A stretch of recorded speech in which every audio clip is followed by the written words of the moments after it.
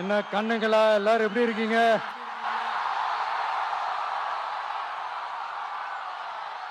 சாப்பிட்டீங்களா எல்லாரும்? சாரி, கொஞ்சம் லேட் ஆயிடுச்சு. என் நெஞ்சில் குடியிருக்கும் உங்கள் அனைவருக்கும்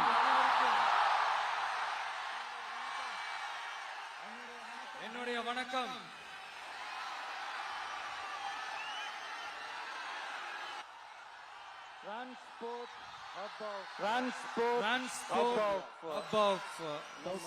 சவுத் இந்தியா, நம்ம நாமக்கல் மாவட்டம். இங்க நீங்க பாத்தீங்கன்னா இந்த லாரி பாடி கட்டுற தொழில இருந்து இன்னும் நிறைய தொழில்கள் செய்யற ஊரும் நம்ம நாமக்கல் ஊர் தான். அது மட்டும் இல்ல, நாமக்கல் மாவட்டத்தோட இந்த முட்டை உலகமும் கூட ரொம்ப ஃபேமஸ். எக் சிட்டின்னு கூட கூப்பிடுவாங்க. அது மாதிரி தமிழ்நாட்டு மக்களுக்கு இந்த சத்தான உணவு முட்டை கொடுக்கிற ஊர் மட்டும் இல்ல, தமிழ்நாட்டு மக்களுக்கு உணர்ச்சி ஊற்ற மண்ணும் கூட. இதை நான் ஏன் சொல்றேன்னா, ரெண்டு வரிகள் சொன்னா உங்களுக்கு ஈஸியா கனெக்ட் ஆகும். தமிழன் என்று சொல்லடா, தலை நிமிர்ந்து நில்லடா. எப்படி? தமிழன் என்று சொல்லடா, தலை நிமிர்ந்து நில்லடா. இந்த நாடி நரம்பெல்லாம் ரத்தம் பாய்ச்சுற இந்த வரிகளை எழுதினது யார் தெரியும்ல? யாரு எழுதுனா? விஜயகாந்த் சார் சொன்னாரு. ஆனா நம்ம அண்ணன் கேப்டன் அவர்களுக்கு மட்டும் இல்ல, நமக்கும் சேர்த்து எழுதின இந்த வரிகளை யார் எழுதினது தெரியும்ல? நாமக்கல் மாவட்டத்தை சேர்ந்த மேகனூர்ல பிறந்த நாமக்கல் கவிஞர்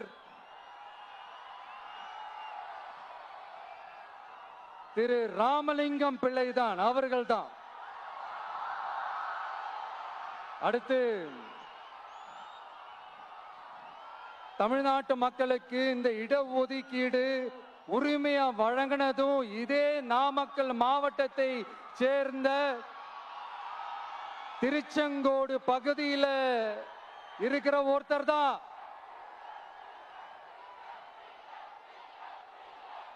நம்ம சென்னை மாகாணத்தோட முதலமைச்சரா இருந்த சுப்பராயன் அவர்கள். அவர்தான் அந்த மாபெரும் மனிதர். மக்களுக்கு இடஒதுக்கீடு உரிமைய வழங்கினதுல இவருக்கு மிகப்பெரிய ஒரு பங்கு ஒன்று இருக்கு. அதுதான் இந்த கம்யூனல் GO 1071 அதை கொண்டு வந்து பட்டியலின மக்களுக்கும் பிற்படுத்தப்பட்ட மக்களுக்கும் இத வழங்கினார். அதனாலதான் அவரு முதலமைச்சரா பதவியேற்றதுக்கு அப்புறம் முதல் தமிழர் அப்படின்ற அந்த பெருமையோட சொன்னது மட்டும் இல்லாம, இதே நாமக்கல்ல அவருக்காக ஒரு மணிமண்டபம் கட்டுவோம்னு வாக்குறுதி நம்பர் 456 கொடுத்தது யாரு?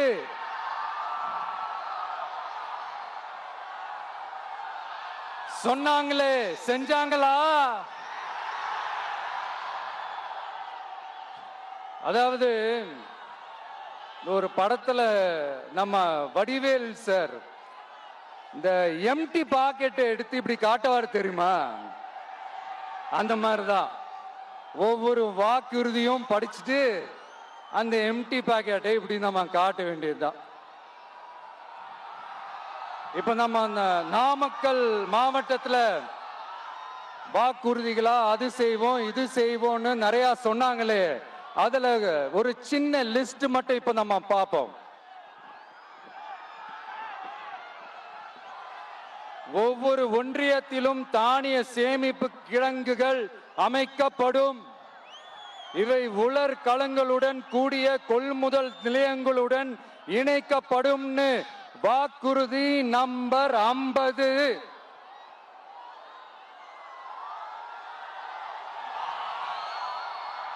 கொப்பரை தேங்காயை தமிழக அரசே கொள்முதல் செய்யும். அதிலிருந்து தேங்காய் எண்ணெயை உற்பத்தி செய்து நியாய விலை கடைகள் மூலம் விற்பனை செய்ய நடவடிக்கை எடுக்கப்படும். வாக்குறுதி நம்பர் 66.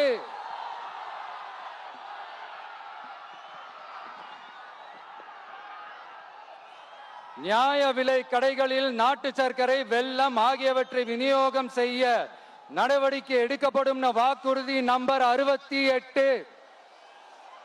அரசு ஊழியர்கள் மற்றும் ஆசிரியர்களுக்கு மட்டும் இல்ல, போக்குவரத்து ஊழியர்களுக்கும் பழைய ஓய்வூதிய திட்டம் செயல்படுத்தப்படும். வாக்குறுதி நம்பர் 152. இதெல்லாம் சொன்னாங்களே, செஞ்சாங்களா? இப்ப நம்ம நாமக்கல் மாவட்டத்துக்கு வருவோம்.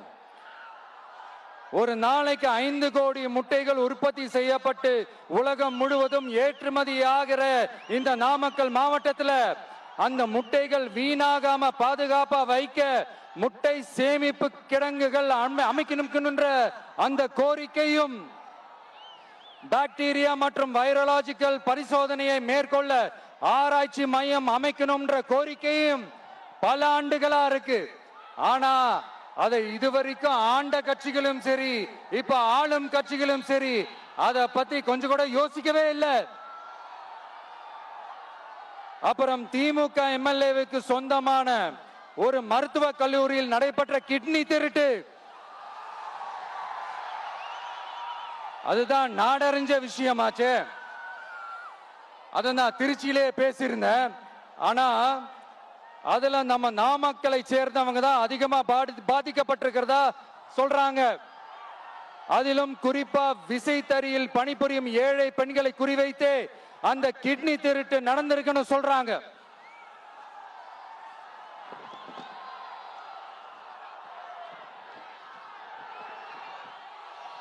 இதுல ஈடுபட்டவங்களை யாரா இருந்தாலும் நம்ம ஆட்சி அமைஞ்சதும்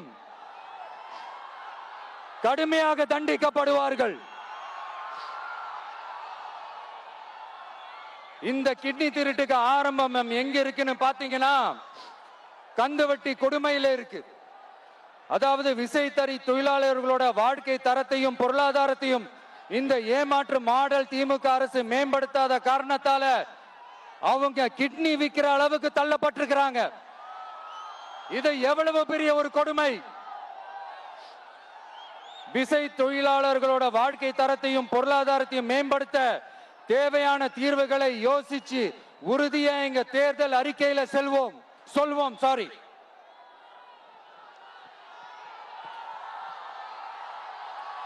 நான் இந்த சுற்றுப்பயணத்துல எல்லா ஊருக்கும் போகும்போது ஒரே விஷயத்தை தான் மக்கள் ரிப்பீட்டடா நம்ம கிட்ட சொல்றாங்க. அடிப்படை சாலை வசதி, குடிக்க நல்ல குடிநீர், ஒரு நல்ல மருத்துவ வசதி இல்ல, நல்ல டாக்டர்ஸ் இல்ல, பெண்கள் பாதுகாப்பு. இதத்தான் அவங்க கேட்கிற இந்த அடிப்படை விஷயங்கள். அவங்க பெருசா எதுவுமே கேட்கறது இல்ல. என்னப்பா இந்த விஜய் எங்க போனாலும் கேள்வியா கேட்கிறாரு, இவர் வந்தா என்ன செய்வாருன்னு கேட்டதுக்கு 2 இடத்துல அதுக்கான விளக்கத்தை ஒண்ணு சொன்னோம். கல்வி, ரேஷன், மருத்துவம், குடிநீர், அடிப்படை சாலை வசதி, மின்சாரம், போக்குவரத்து, பெண்கள் பாதுகாப்பு, சட்டம் ஒழுங்குன்னு இந்த மாதிரி அடிப்படை விஷயங்கள்ல எந்த சமரசமும் இல்லாம கரெக்டா செய்யப்படும் சொன்னோம். இதைத்தானே எல்லாரும் சொன்னாங்க. அதே தான் இவரும் சொல்றாரு. இவர் என்ன புதுசா என்ன சொல்லிட்டாரு? புதுசா எதுவுமே சொல்லலையே. ஐயா, அரசியல் மேதைகளே, பெரியவங்களே, ஒரு மனுஷனுக்கு சாப்பிடறதுக்கு நல்ல சோறு, படிக்கிறதுக்கு நல்ல கல்வி, குடிக்கிறதுக்கு நல்ல குடிநீர், அவனை பார்த்துக்கிறதுக்கு நல்ல மருத்துவ வசதி, வேணுங்கிற இடத்துக்கு போயிட்டு வர்றதுக்கு நல்ல போக்குவரத்து, அதுக்கான சாலை வசதி, பாதுகாப்பான ஒரு வாழ்க்கை, இதுதானே ஒரு மனுஷனுக்கு அடிப்படை தேவை. இன்னைக்கும் இது நம்ம எல்லாருக்கும் இது தேவைதானே. அப்புறம் அதை சரியா செய்வோம்னு சொல்றது தானே சரி. அதனாலதான் சொன்னோம், எது நடைக்கு சாத்தியமோ, எது உண்மையோ அதை மட்டும் தான் சொல்லுவோம், அதை மட்டும் தான் செய்வோம்.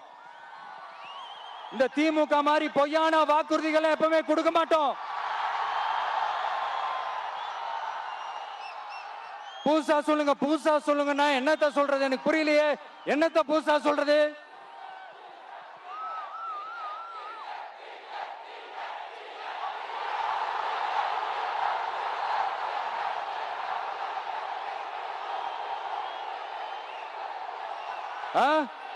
புதுசா என்னப்பா சொல்றது?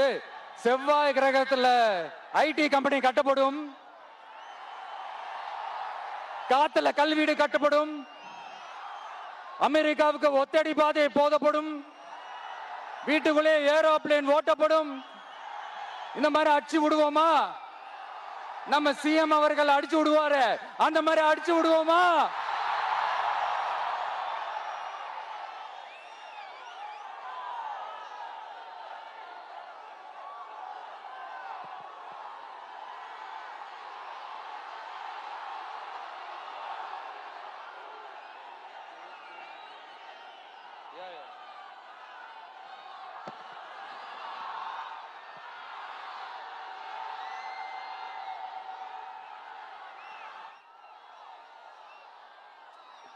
நான் ஏற்கனவே சொன்னதை தான் இங்க நான் திரும்பவும் சொல்றேன். ஒண்ணு, இந்த பாசிச பாஜக அரசோட எப்பவுமே நாங்க ஒத்து போக மாட்டோம். ஒண்ணு.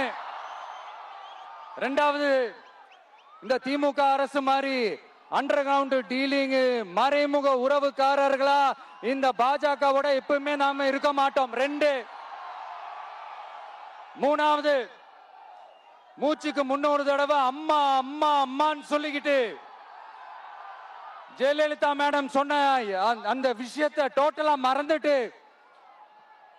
ஒரு பொருந்தா கூட்டணியா ஒரு கூட்டணியை ஒண்ணு அமைச்சுக்கிட்டு கேட்டா தமிழ்நாட்டோட நலனுக்காக இந்த பாஜகவோட கூட்டணி வச்சிருக்கோம்னு சொல்லிக்கிறாங்களே, அவங்கள மாதிரியே நாம இருக்க மாட்டோம்.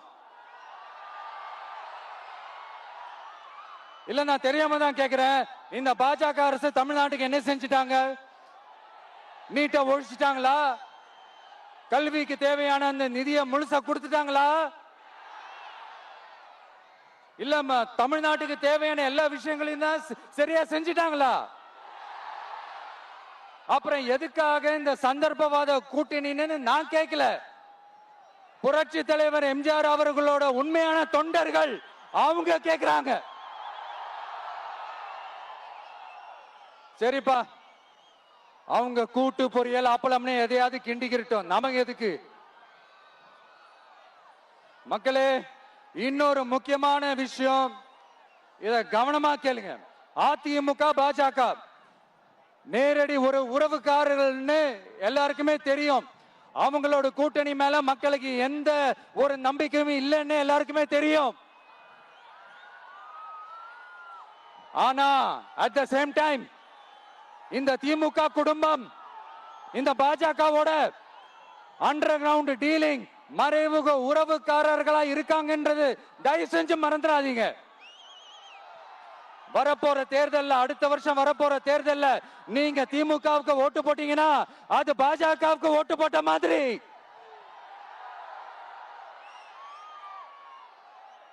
வெளியில அடிச்சுக்கிற மாதிரி அடிச்சுப்பாங்க, ஆனா உள்ளுக்குள்ள வேணாம். மக்களே, ஜாக்கிரதை, யோசிங்க.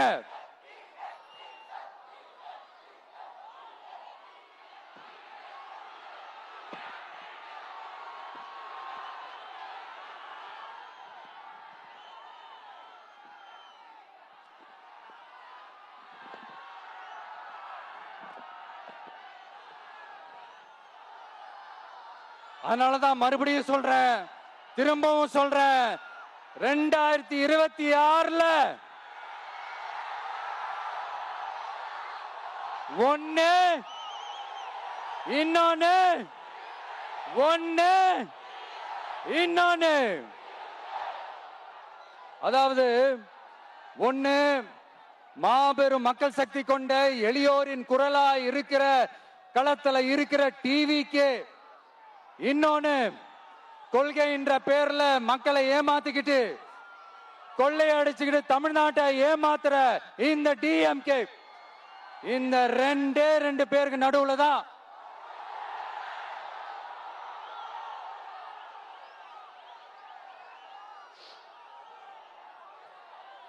இப்படி ஒரு மோசமான ஒரு ஆட்சியை கொடுக்கறாங்களே, இந்த திமுக அரசு மறுபடியும் ஆட்சிக்கு வரணுமா? உங்க உண்மையான மக்களாட்சி, மனசாட்சி உள்ள மக்களாட்சி, உங்க நம்ம டிவிக்கு மறுபடியும் ஆட்சி அமைக்கணுமா? சாரி, இப்ப ஆட்சி அமைக்கணுமான்னு கேட்டேன். சாரி. நண்பா, நண்பி, தோழா, தோழி, என் மேல இவ்வளவு நம்பிக்கை வச்சிருக்கிறீங்களா? என்ன இவ்வளவு நம்புறீங்களா? பார்த்தலாம், ஒரு கை பார்த்தலாம். சத்தியமா சொல்றேன், நானும் ஒரு 2-3 வாரத்துக்கு முன்னாடி என்னமோ ஏதோ நினைச்சேன். பார்த்தலாம், சத்தியமா பார்த்தலாம். கான்பிடண்டா இருங்க மக்களே, நல்லதே நடக்கும், வெற்றி நிச்சயம். மீண்டும் சந்திக்கும் வரை நன்றி, வணக்கம்.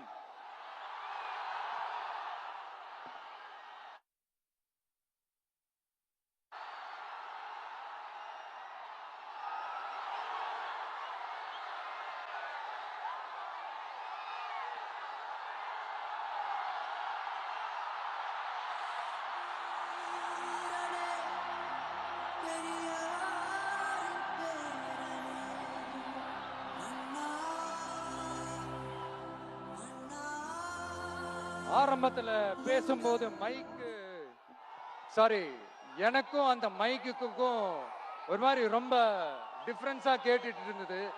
அதனாலதான் கொஞ்சம் அந்த ரிதம் பிடிக்கிறதுக்கு கொஞ்சம் டைம் ஆயிடுச்சு. Okay, thank you so much.